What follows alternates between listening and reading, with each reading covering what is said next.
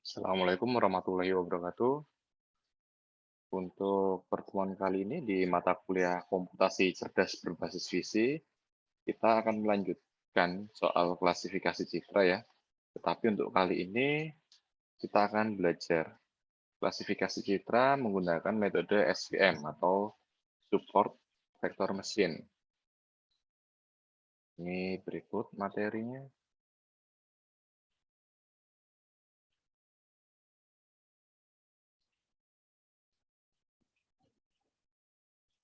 Ya. Oke, seperti biasa, yang pertama untuk capaian pembelajaran ya. Ini pertama mahasiswa memahami konsep dari klasifikasi citra linier dengan SVM ya atau support vector machine. Kemudian mahasiswa mampu memahami hyperparameter pada metode SVM. Mahasiswa melakukan proses klasifikasi linier dengan SVM di MATLAB. Dan yang terakhir, mahasiswa ini harus mampu menganalisa hasil klasifikasi dengan SVM. Oke. Untuk yang pertama ya, pembatas linier.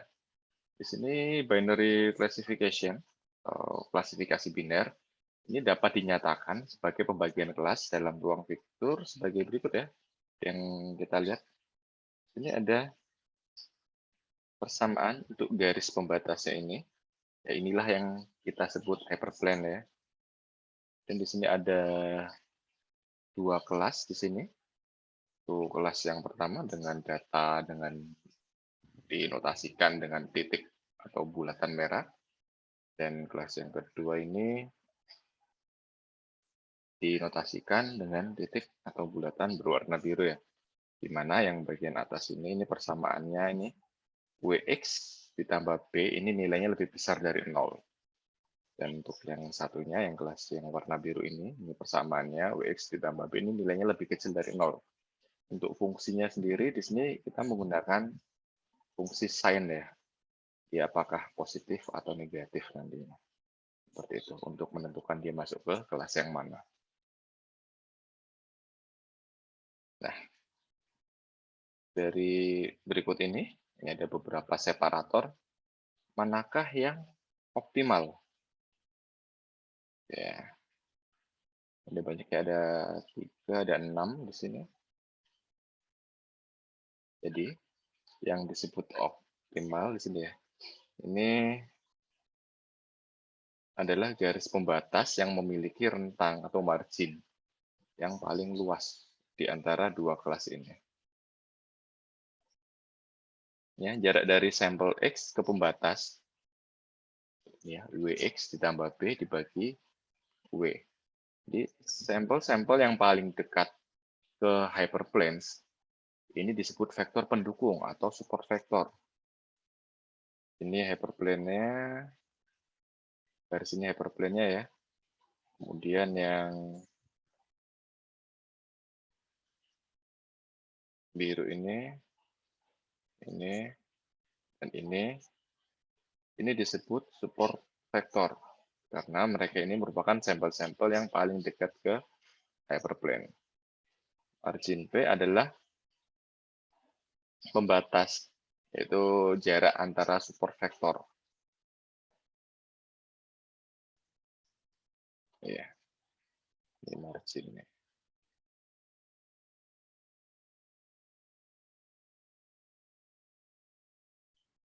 Oke, untuk memaksimalkan margin ini ya baik menurut intuisi dan teori ya, ini termasuk permasalahan support vektor. Sampel data yang lain akan diabaikan. Oke, kita bisa lihat di sini ada support vektor. Ada 2 di biru dan 1 di merah ya, dan ada hyperplane di sini.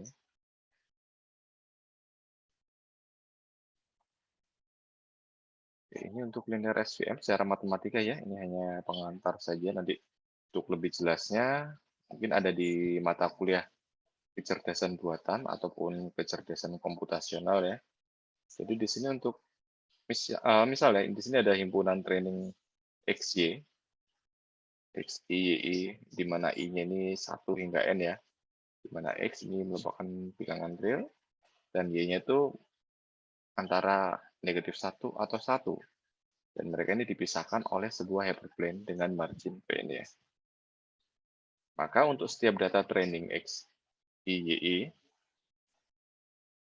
ini bisa dibagi dua ya. Ini masuk ke yang pertama. Jika YI-nya adalah negatif 1 ya, ini maka ikut yang W kali X1 ditambah B, nilainya lebih kecil atau sama dengan negatif setengah marginnya ini. Tapi bila Y-nya adalah 1, maka ikut yang ini. W dikalikan X ditambah B. Ini nilainya lebih besar atau sama dengan setengah dari marginnya. Kemudian untuk setiap support vektor X, ketidaksamaan di atas ini merupakan sebuah kesamaan setelah penskalan ulang W dan B oleh setengah kali margin ini ya, atau margin bagi 2 dalam kesamaan tersebut, maka akan diperoleh bahwa jarak antara X ke S dan hyperplane adalah sebagai berikut. Jaraknya ini YS dikalikan ya W dikalikan X ditambah B dibagi W. Tahu sama dengan 1 per W. Ya, kemudian margin ini dapat dinyatakan melalui W dan B pada persamaan berikut. Ini margin sama dengan 2 kali R atau 2 dibagi W. Nah, kemudian kita dapat menuliskan permasalahan quadratic optimization problem. Sebagai berikut ya. Ini untuk marginnya 2 per W, ini dimaksimalkan ya. Untuk semua X, I, Y, I, di mana I ini 1 hingga N sebanyak datanya ya. Ini YI dikalikan W X ditambah B, nilainya lebih besar sama dengan 1. Kemudian dilakukan reformula sebagai berikut ya, ini ketika W kuadratnya ini diminimalkan atau diminimize untuk semua X, I, Y, I, di mana I ini 1 hingga N sebanyak data ya. Ini rumusnya, ini YI dikalikan ini, W, XI ditambah B, nilainya lebih besar sama dengan 1. Kemudian untuk penyelesaian permasalahan optimasi, ya ketika W dikalikan W ini diminimalkan, ya kita akan pakai rumus ini nanti ya. Untuk semua X, I, Y, I. Untuk semua data di sini ya. Di mana untuk YI dikalikan W, XI ditambah B ini nilainya lebih besar atau sama dengan 1. Di sini ini kita perlu mengoptimalkan fungsi kuadratik dengan kendala linier. Masalah optimasi kuadratik adalah kelas yang terkenal dari masalah pemrograman matematika yang memiliki beberapa algoritma. Disebut non-trivial ya. Nah, solusinya ini melibatkan pembangunan masalah ganda atau dual problem, di mana pengali Lagrange alpha E ya, ini dikaitkan dengan setiap kendala ketimpangan dalam masalah primal atau masalah yang asli. Ini kita harus menentukan untuk alfa ke 1 hingga alfa ke N ya. Seperti ini ya. Jadi untuk alfanya ini merupakan jumlah dari alfa ke I. Kurangi setengah dari ini ya, jumlah dari alfa I dikali alfa J dikali YI kali YJ dikalikan XI dan J. Dan dimaksimalkan, di mana jumlah dari alfa I dikalikan YI adalah 0. Ini alfa I, ini nilainya harus lebih besar sama dengan 0 untuk semua alfa I-nya. Nah, kemudian jika diberikan solusi alfa ke 1 hingga alfa ke N ke bentuk dual problem, maka solusi bentuk primalnya ini akan menjadi seperti ini ya. Untuk W-nya ini merupakan jumlah dari alfa I dikali YI dikali X ke I ya. Sedangkan untuk B-nya, menghitung B-nya ini adalah YK atau dengan dia, ini dikurangi jumlah dari alfa I dikalikan Y ke I dikalikan X ke I dikalikan X ke A. Untuk semua alfa lebih besar dari 0. Kemudian untuk setiap non-zero alpha I ini menunjukkan bahwa XI yang sesuai adalah sebuah support vector. Ya, untuk setiap non-zero alpha I, ini menunjukkan bahwa XI adalah sebuah support vector. Nah, maka fungsi klasifikasinya adalah sebagai berikut ya. Ini perhatikan bahwa kita tidak membutuhkan W secara eksplisit. Nah, kita menggunakan fungsi hasilnya nantinya. Ini jumlah dari alfa I dikalikan YI kalikan XI kalikan X ya, tambah B. Nah, dari persamaan di atas ini, nah kita bisa lihat ya bahwa ini bergantung pada produk dalam antara titik uji X dan vektor pendukung XI. Nah, kita bahas lebih lanjut. Kemudian juga perlu diingat bahwa memecahkan masalah pengoptimalan ini melibatkan penghitungan produk dalam XI dan XJ ya, di antara semua titik pelatihan.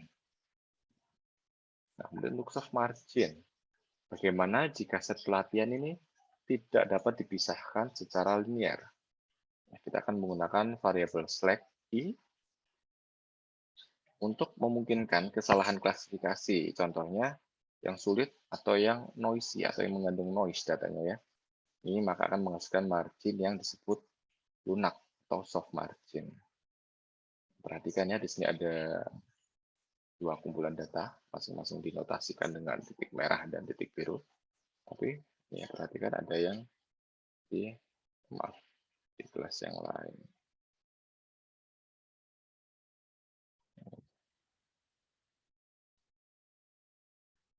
Nah, kita gunakan ini. Ini adalah variabel slack. Nah, untuk variabel slack ya, di sini formula lamanya ya. Ini ketika kita meminimalkan W dikali W untuk semua anggota di sini ya, X, Y, Y, di mana I-nya ini sebanyak datanya. Jadi untuk Y kalikan W kali X tambah B ini lebih besar sama dengan 1 ya. Kemudian kita lakukan modifikasi dengan menggabungkan variabel slack yang tadi ya. Kita hitung W-nya dari sini ya. W dikali W ditambah C dikalikan jumlah dari variabel slack-nya.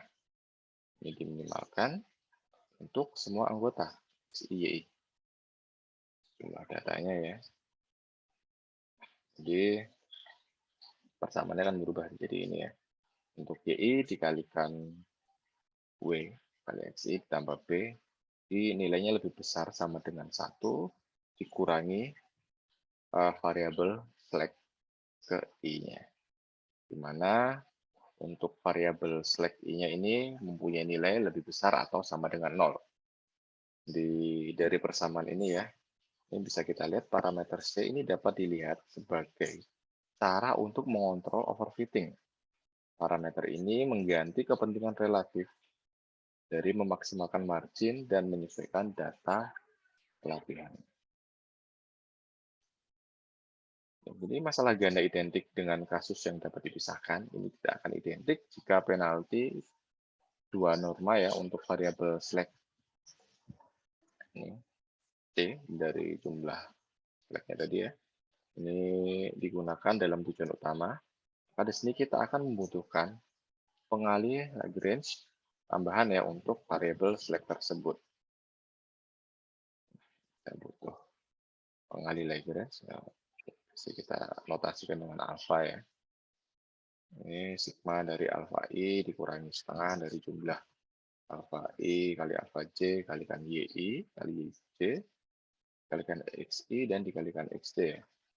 Ini maksimalkan. Dan dimana jumlah alfa I, YI ini sama dengan 0 ya. Untuk alfa I-nya ini nilainya di antara 0 atau lebih besar atau sama dengan 0 dan untuk alfa I-nya atau pengalih Lagrange-nya ini nilainya di bawah variabel C. Ini berlaku untuk semua alfa I. Nah, sekali lagi di sini kita tidak perlu menghitung W secara eksplisit. untuk klasifikasinya. Nah, jadi untuk U-nya, kita lihat dari persamaan ini ya, untuk menghitung B, nah, jadi dari YK, dikalikan 1 dikurangi variabel slack-nya tadi, kurangi jumlah dari perkalian ini ya. Alpha dikali Y dikali X dikalikan XK ya. Untuk semua K. Dan untuk alpha K nilainya lebih besar dari 0. XI dengan non-zero alpha I ini akan menjadi support vector. Kemudian solusi dual problemnya akan menjadi seperti ini. Untuk fungsinya nanti ya, ini dari jumlah dari alpha I kali YI kali XI kali X tambah B. Nah, di mana bila datanya ada 4 ya, nanti ada 4. Ada 4 alfa, 4 Y, 4 X. Dan seterusnya ya. Kemudian untuk justifikasi teoritis untuk margin maksimum ya. Di sini Vapnik telah membuktikan hal berikut, di mana kelas pemisah linear ini optimal memiliki dimensi VCH yang dibatasi atas sebagai ini nilai H. Ini lebih kecil atau sama dengan dari nilai minimal ini. Di mana D-nya ini adalah diameter bola terkecil yang dapat mencakup semua contoh pelatihan. Dibagi margin kuadrat ya. Dan M0-nya ini adalah dimensinya.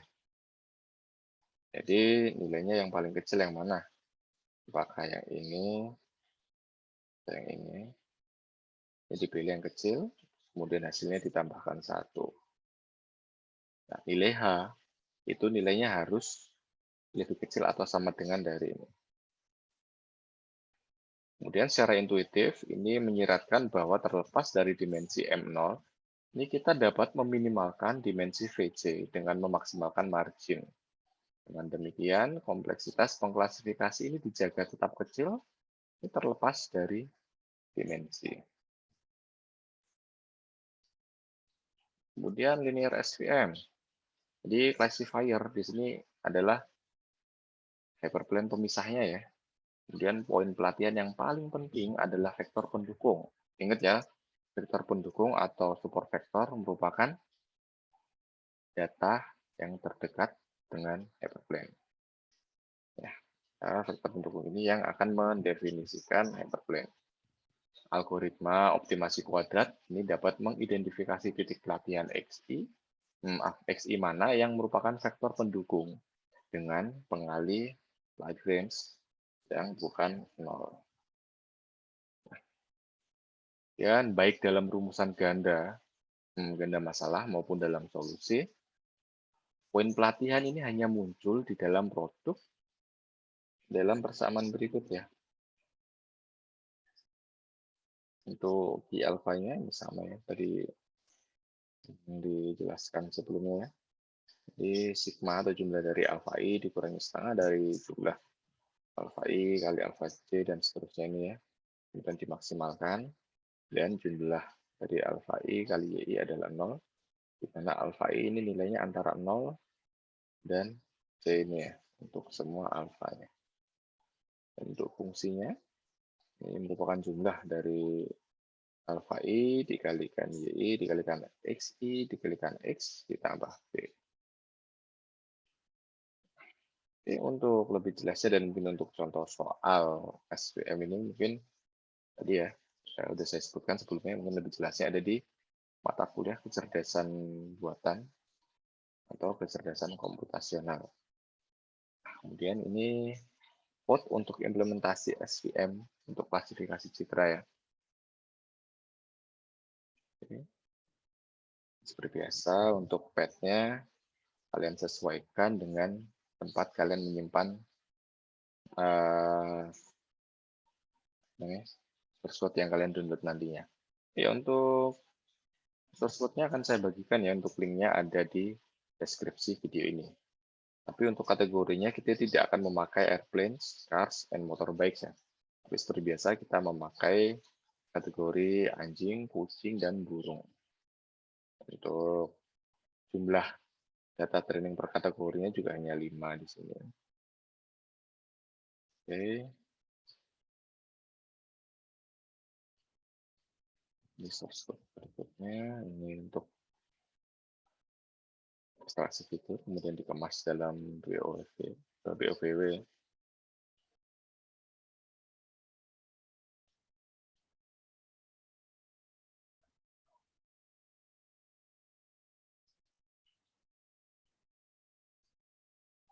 Oke, berikutnya kita langsung coba di MATLAB ya.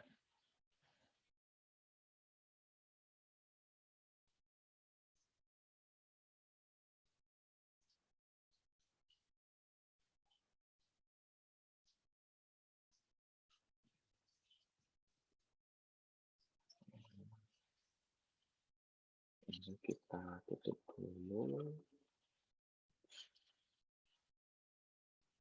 Ya,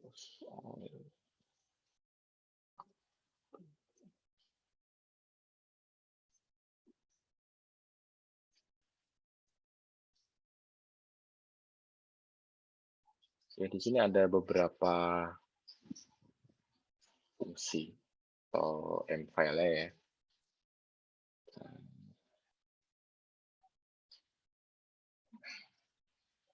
Ini fungsi utama yang bisa dipanggil atau yang dijalankan. Di sini hanya 3. Ada SVM Classification Corner Feature, SVM Classification Optimize Corner Feature, dan SVM Classification with Kernel Corner Feature. Untuk yang kernel ini kita akan bahas untuk pertemuan selanjutnya ya.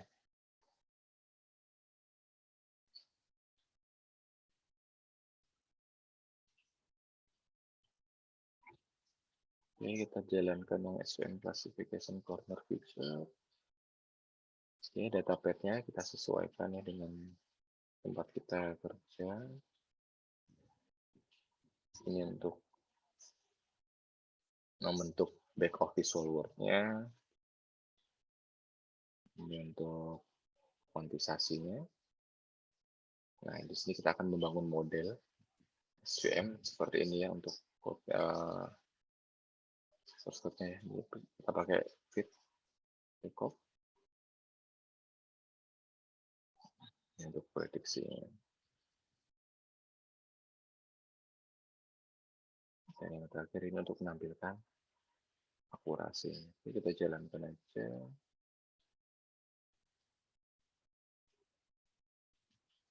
Kita tunggu ya.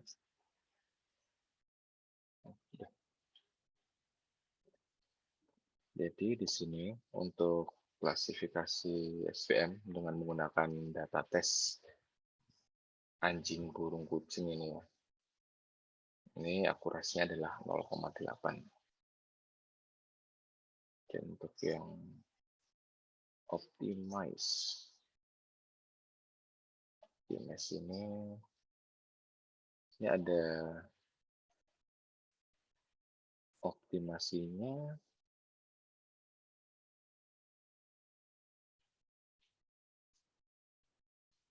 Ini di sini. Ini optimasinya menggunakan Bayesian. Parameter, tinggal merubah parameter aja ya. Dengan dari sini.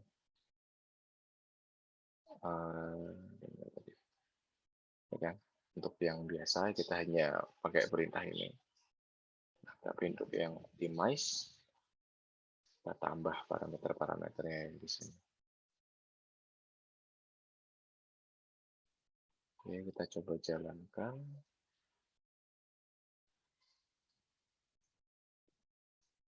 Tidak lama ya.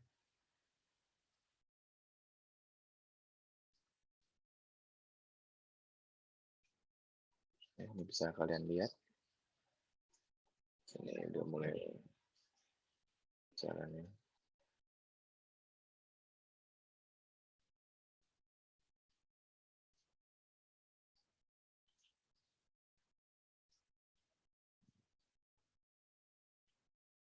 Ya, dengan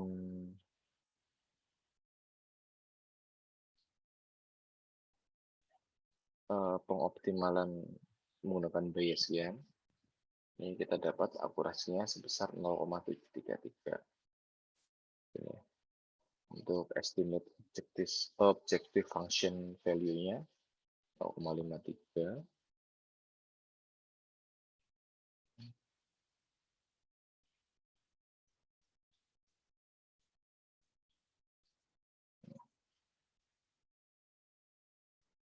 Untuk max objective evaluation-nya sebanyak 30 kali ya. Total function evaluation juga sama 30. Ini waktu running.